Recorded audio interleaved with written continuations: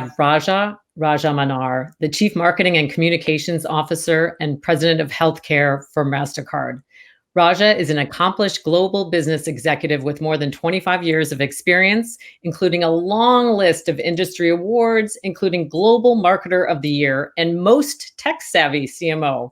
And coming soon, you must read his first book, Quantum Marketing. Welcome, Raja. Thank you very much, Andrea. Really appreciate it. Raja, very important question right off the bat. First of all, it's great to see you and I hope you're well. Did you actually read all those books behind you? Yes, I did. I'm impressed. I had a feeling. 50 books every year, absolutely read.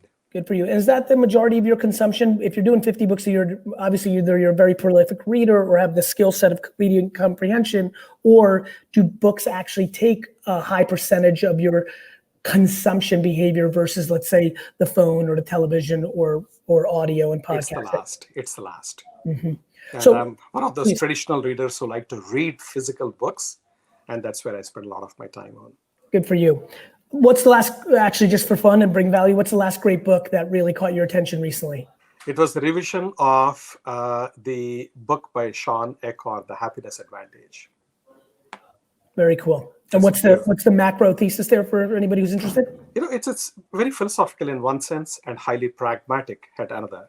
The whole premise is normally people will work hard to accomplish success. And once they get success, they buy a whole bunch of things for themselves, and then they're all happy. The reality is just the opposite. When you're in a happy state of frame, you work much better and you achieve more success.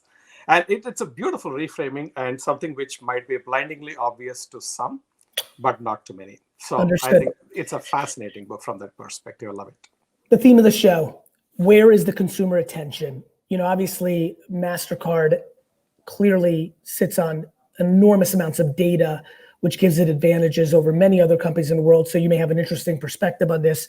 Just from your perspective, when you hear that question, how does it filter in your mind, and where do you go with that answer? So two things. One is in terms of where their mind is, and second is where their behavior is manifested. So we measure the behavior through something called a spending pulse. We see the transactions of how people are spending on different categories. And we also do tracking more in terms of the psychology of consumers. So I'll ignore the most obvious one, like elections. Everyone is preoccupied with elections, at least in the US right now. But the things which are fascinating to me of what people are really preoccupied with is redefining their entire lives, recrafting and redesigning their lives, because everything has been put topsy-turvy. The kids are staying at home, there is no school, you can't go to office, and you are having social distance, you cannot meet friends, and you're getting obsessed and literally addicted to various digital devices. They are completely re-examining this big time in their own way, consciously, subconsciously, whatever. That's right. Second, a heightened focus on well-being. It's not just health as in physical health and mental health, but overall well-being, which includes, it's more a mental state to say, okay, financially, I'm all right, my kids are doing well, my job is secure, or whatever it is. So it's a whole package. We call it well-being in total.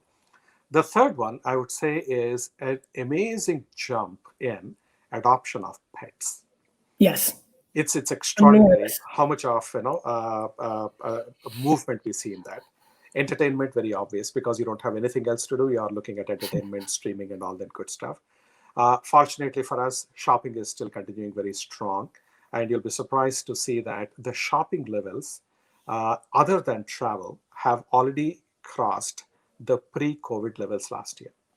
Yeah, so which is really, there's an enormous amount of money spent on travel and then restaurant and alcohol on premise. And so those dollars, and with stimulus checks and with Wall Street not feeling the effects, outside of pockets of Main Street, people have more money and need to spend it. Now, what I'm worried about is what happens when the other shoe fits, when we get back to real life, because there's some real ramifications. Absolutely. And in fact, that's where the big thing is.